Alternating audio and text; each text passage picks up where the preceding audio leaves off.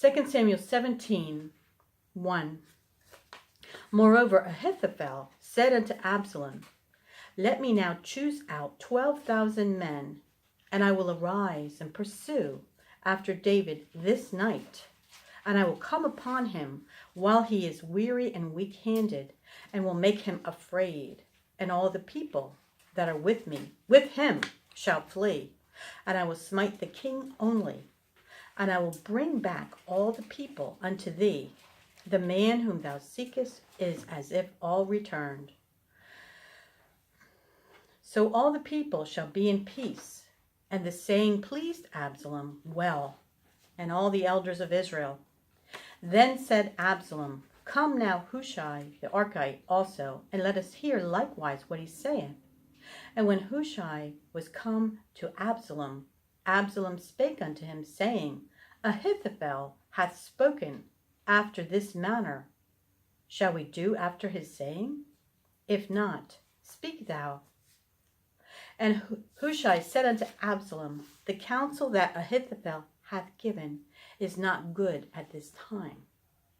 For, said Hushai, thou knowest thy father and his men, that they be mighty men, and they be chafed in their minds, as a bear robbed of her whelps in the field. And thy father is a man of war, and will not lodge with the people. Behold, he is hid now in some pit, or in some other place. And it will come to pass, when some of them be overthrown at the first, that whosoever heareth it will say, There is a slaughter among the people that follow Absalom. And he also that is valiant, whose heart is as the heart of a lion, shall utterly melt.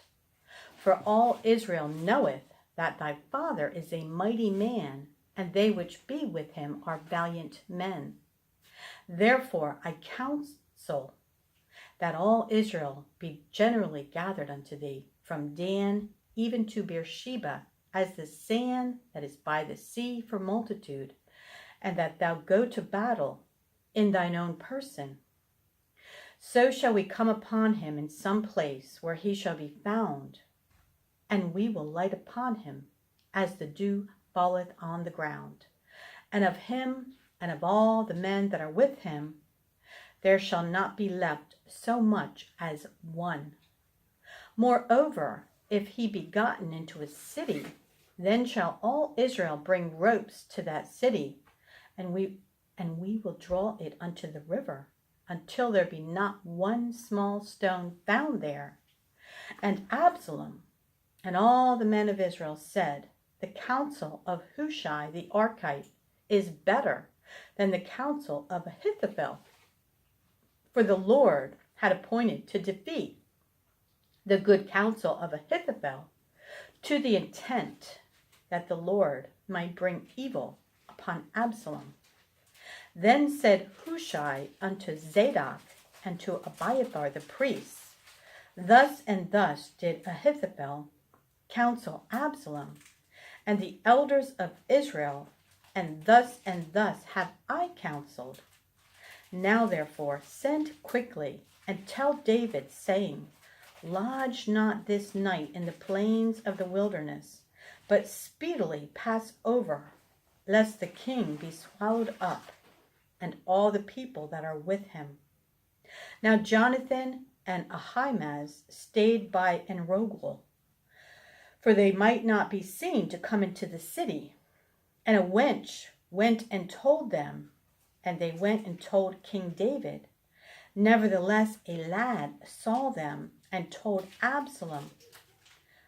But they went both of them away quickly, and came to a man's house in Bahurim, which had a well in his court, whither they went down.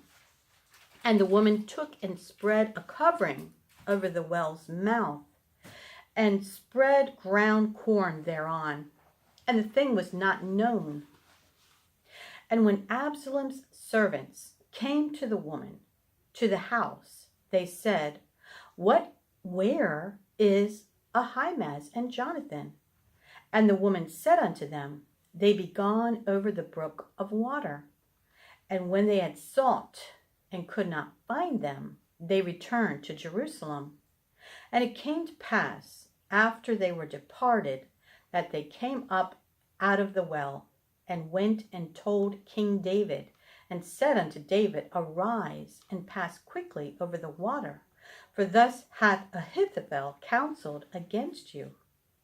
Then David arose, and all the people that were with him, and they passed over Jordan by the morning light. There lacked not one of them that was not gone over Jordan.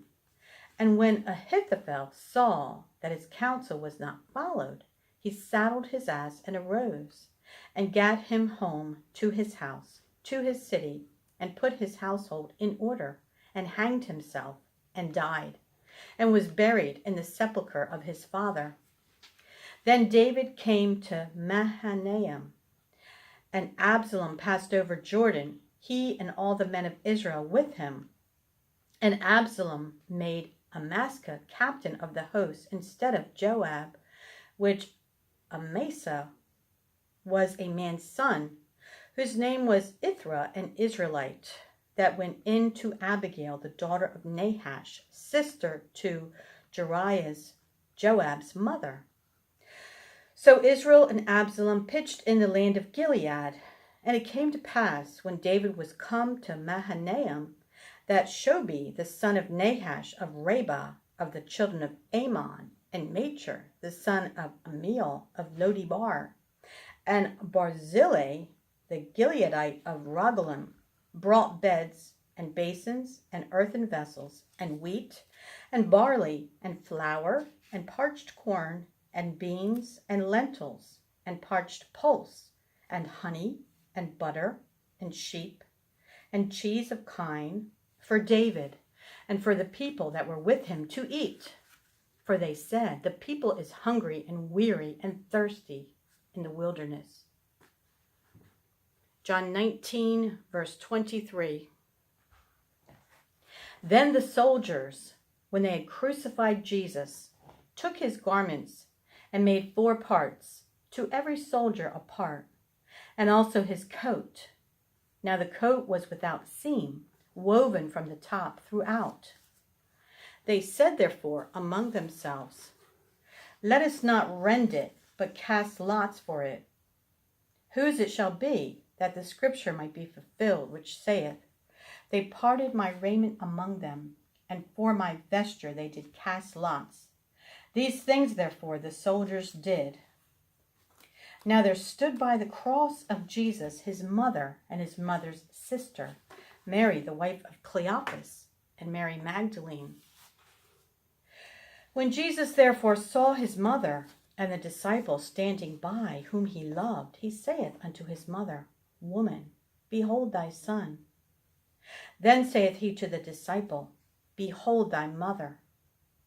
And from that hour that disciple took her unto his own home. After this, Jesus, knowing that all things were now accomplished, that the scripture might be fulfilled, saith, I thirst. Now there was set a vessel full of vinegar, and they filled a sponge with vinegar and put it upon hyssop and put it to his mouth. When Jesus therefore had received the vinegar, he said, It is finished. And he bowed his head and gave up the ghost. The Jews therefore, because it was the preparation that the bodies should not remain upon the cross on the Sabbath day, for that Sabbath day was an high day, besought Pilate that their legs might be broken and that they might be taken away. Then came the disciples and brake the legs of the first and of the other which was crucified with him. But when they came to Jesus and saw that he was dead already, they brake not his legs. But one of the soldiers with a spear pierced his side, and forthwith came there out blood and water. And he that saw it bare record, and his record is true. And he knoweth that he saith true, that ye might believe. For these things were done, that the scripture should be fulfilled, a bone of him shall not be broken. And again another scripture saith, they shall look on him whom they pierced.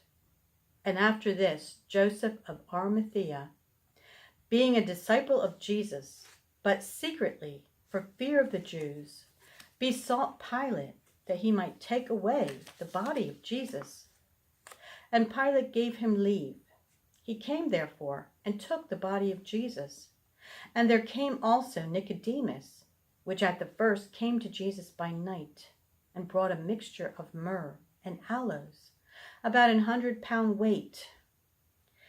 Then took they the body of Jesus, and wound it in linen clothes with the spices, as the manner of the Jews is to bury. Now in the place where he was crucified there was a garden, and in the garden a new sepulchre, wherein was never man yet laid.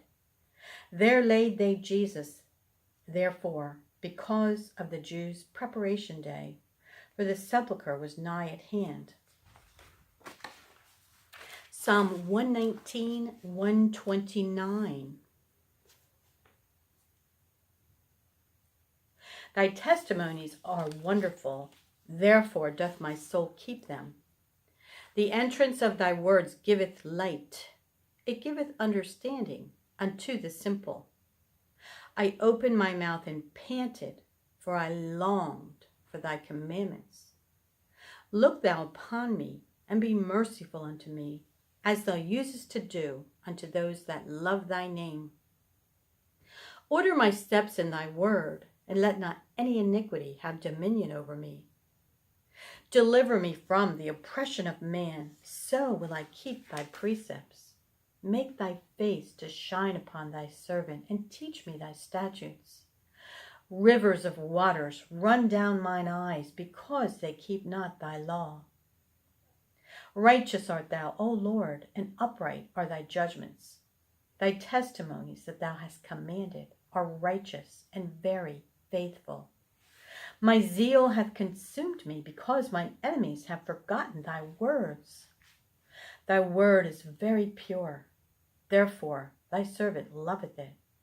I am small and despised, yet do not I forget thy precepts. Thy righteousness is an everlasting righteousness, and thy law is the truth. Trouble and anguish have taken hold on me, yet thy commandments are my delights. The righteousness of thy testimonies is everlasting. Give me understanding, and I shall live. I cried with my whole heart, hear me, O Lord, I will keep thy statutes. I cried unto thee, save me, and I shall keep thy testimonies. I prevented the dawning of the morning and cried, I hoped in thy word. Mine eyes prevent the night watches, that I might meditate in thy word. Hear my voice, according unto thy loving kindness, O Lord, quicken me according to thy judgment. They draw nigh that follow after mischief. They are far from thy law. Thou art near, O Lord, and all thy commandments are truth. Concerning thy testimonies I have known of old, that thou hast founded them forever. Proverbs 16, 12 and 13. It is an abomination to kings to commit wickedness, for the throne is established by righteousness. Righteous lips are the delight of kings, and they love him that speaketh right.